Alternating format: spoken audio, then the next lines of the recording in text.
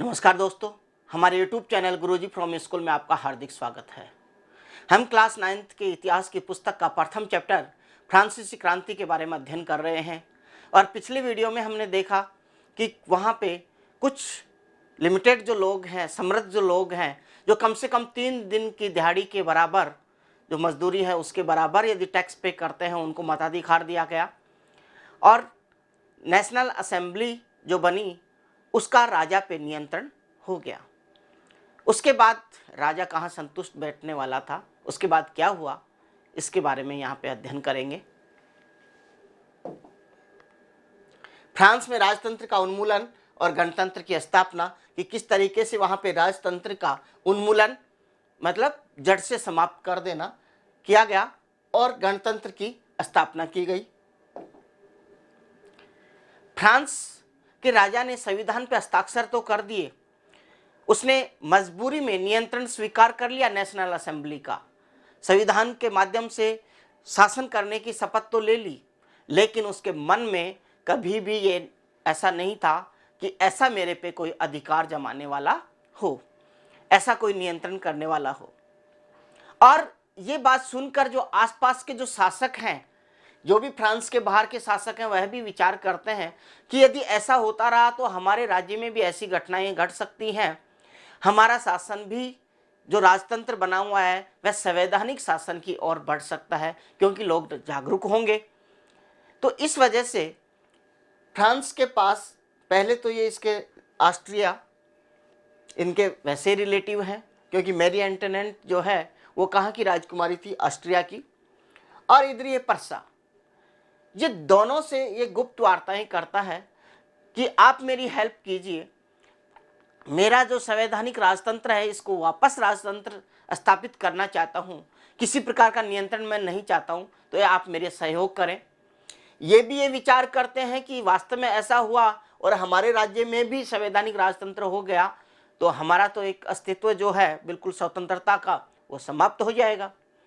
इस वजह से ये दोनों जो है इसको आश्वासन देते हैं कि चिंता मत करो, जैसे ही अब गर्मियों के बाद में हम क्या करेंगे, फ्रांस पे आक्रमण कर देंगे और तुम्हें इस संवैधानिक राजतंत्र से मुक्ति दिलवा देंगे। ये बात क्या होता पता चलती है नेशनल असेंबली को, तो नेशनल असेंबली को जैसे ही पता चला उन्होंने क्या किया, पर्सा और ऑस्ट्रिया पे अप्रैल 1792 में आक्रमण कर दिया। और जब किसी देश पे आक्रमण करते हैं तो जरूरत किस चीज की होती है, सेना की। तो फ्रांस में सेना की नई भर्ती शुरू हो गई, गांवों में जितने भी पुरुष लोग हैं वो सारे सेना में भर्ती हो गए। यहाँ पे सिर्फ कौन बसते हैं, महिलाएं बसती हैं और महिलाओं पे ही परिवार की जिम्मेदारी आ जाती है। सेना में जो पुरुष जाते हैं उनमें देशभक्ति के तराने पूरे फ्रांस में हो जाते हैं। देशभक्ति तराने का मतलब कि उन्होंने देशभक्ति जो गाने हैं, गीत हैं, उनको गाने का एक जज्बा, वहाँ पे सबसे जो प्रसिद्ध मिला वो रोजेट दी लाइल द्वारा रचित मार्सिले नाम की एक कविता जो वर्तमान में फ्रांस का राष्ट्रगान है, वह बहुत ही फेमस हुआ। और इसको सबसे पहले मार्सिलेस के जो स्वयंसेवक हैं वह पेरिस की ओर कूच कर रहे थे, उस समय उन्होंने गाया था। क्रांतिकारी युद्ध में पुरुष चले गए तो महिलाओं पर घर परिवार की जिम्मेदारी आ गई और देश के अधिकांश लोगों को लगता था कि क्रांति को और आगे बढ़ाने की जरूरत है। ये कौन लोग हैं जिनको क्रांति को और आगे बढ़ाने की जरूरत महसूस हो रही है? क्योंकि आपने देखा पिछले वीडियो में कि फ्रांस की बहुत कम आबादी जो ओनली टैक्स पे कर रही है उसी को मताधिकार का प्रयोग मिलता है, राजनीतिक अधिकार मिलते हैं, लेकिन बाकी जो तबका मिल गया, जो गरीब है, उसको वहां पे अधिकार नहीं मिलते हैं। वो क्या चाह रहे हैं कि फ्रांस की क्रांति और आगे बढ़नी चाहिए और हमें भी अधिकार मिलने चाहिए, और नेचुरल है, स्वाभाविक भी है ये।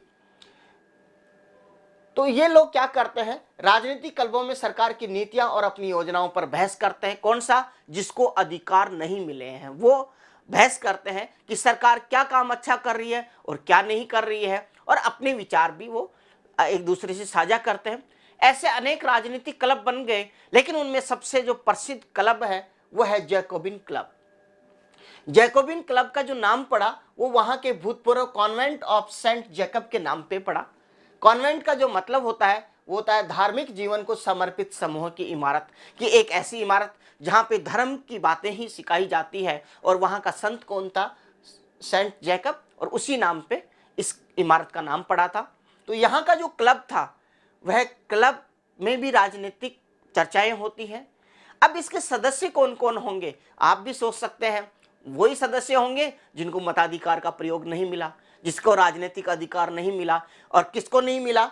इसके जो सदस्य हैं वो कम समृद्ध लोग होंगे। कौन कौन से? जैसे इसमें दुकानदार, जो छोटे दुकानदार हैं, क्योंकि बड़े जो बिजनेसमैन हैं उनको तो वहाँ पे राइट्स मिल जाते हैं, लेकिन छोटे दुकानदार जो बेचारे अपनी रोजी रोटी ही कमाते हैं उनको नहीं मिलता है। कारीगर, जूता बनाने वाले, पेस्ट्री बनाने वाले, घड़ी साज, छपाई करने वाले, नौकर और दिहाड़ी मजदूर। ये आपको पता है गरीब तबका है, टैक्स पे नहीं कर रहा, इस वजह से इनको राजनीतिक अधिकार नहीं मिलते हैं, मताधिकार का प्रयोग नहीं किया दिया गया, इसलिए ये लोग इसके सदस्य हैं।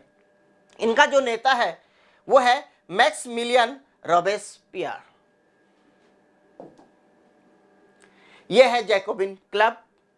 और जैकोबिन क्लब के यहाँ पे ये मैंने नेता जो है उनके मैक्समिलियन रॉबेस्पियर, इसकी तस्वीर आप देख पा रहे होंगे। ये जो क्लब है, इस क्लब के जो लोग एक विशेष यूनिफॉर्म तैयार करते हैं कि हम कैसी यूनिफॉर्म पहनेंगे। एक इस तरीके से धारीदार जो पतलून है, धारीदार पतलून पहनेंगे और सर पे क्या पहनेंगे? लाल टोपी। ऐसा क्यों?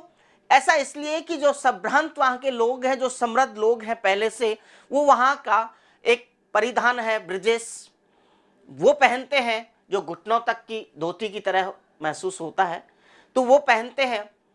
और उनके विरोध में ये क्या पहनते हैं? फुल पैंट पहनते हैं, पतलून पहनते हैं जिस धारीदार है, और लाल रंग की टोपी जो इनकी स्वतंत्रता का प्रतीक है।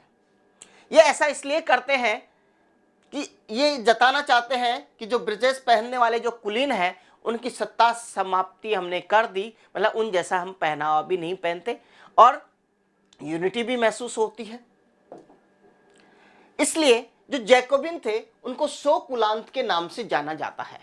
क्यों? क्योंकि सो कुलांत का शाब्दिक अर्थ होता है बिना घुटने वाले, क्योंकि ये पूरी पतलून पहनते हैं, घुटने नजर नहीं आते, इसलिए इनको कहा जाता है सो कुलांत। सो कुलांत पुरुष लाल रंग की टोपी पहनते जो स्वतंत्रता का प्रतीक थी। और 1792 में जैकोबिनों ने खाद्य पदार्थों की महंगाई एवं अभाव से नाराज पेरिस वासियों को लेकर एक विशाल हिंसक विद्रोह की योजना बना ली।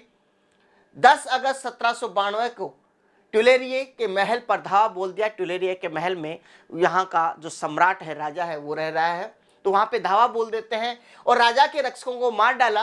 राजा को कई घंटों तक बंदी बनाए रखा और बाद में असेंबली में शाही परिवार को जेल में डालने का प्रस्ताव पास किया।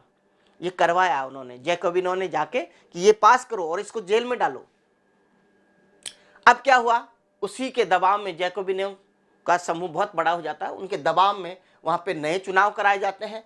और नए चुनाव जब होते हैं तो उसमें क्या किया गया? 21 वर्ष से अधिक उम्र के सभी पुरुषों को मतदान का अधिकार दिया गया, चाहे वह संपत्ति हो उसके पास या नहीं हो, मतलब टैक्स पे कर रहा है या नहीं कर रहा, उससे कोई मतलब नहीं। यहाँ पे केवल ये रखा गया 21 वर्ष से अधिक उम्र का कोई भी व्यक्ति क्या करेगा? मतदान का अधिकारी होगा। लेकिन ध्यान रखा, यहाँ पे महिलाओं को नहीं दिया है, मैंने अकेला पुरुष लिखा है। महिलाओं को यहाँ पे मताधिकार का प्रयोग नहीं करने की इजाजत दी है। नवनिर्वाचित जो असेंबली फिर बनी, कन्वेंशन का मतलब होता है एक विशाल सम्मेलन। क्यों? क्योंकि इसी के अंदर सभी तबकों के लोग मताधिकार का प्रयोग करते हैं, इसलिए इसका नाम रख देते हैं सम्मेलन। और 21 सितंबर 1792 में इसमें राजतंत्र का अंत कर दिया और फ्रांस में एक गणतंत्र राष्ट्र घोषित कर दिया। 21 सितंबर 1792 के इन्होंने क्या किया? ये घोषणा कर दी कि राजतंत्र समाप्त और क्या होगा? फ्रांस में केवल गणतंत्र होगा। कैसे? क्यों? क्योंकि जो राजतंत्र है वह के जो राजा है वो क्या कहता है? मुझे तो ईश्वर ने भेजा है यहाँ पे शासन करने के लिए। और जो नई सरकार बनती है जनता के माध्यम से, ये क्या है? गणतंत्र।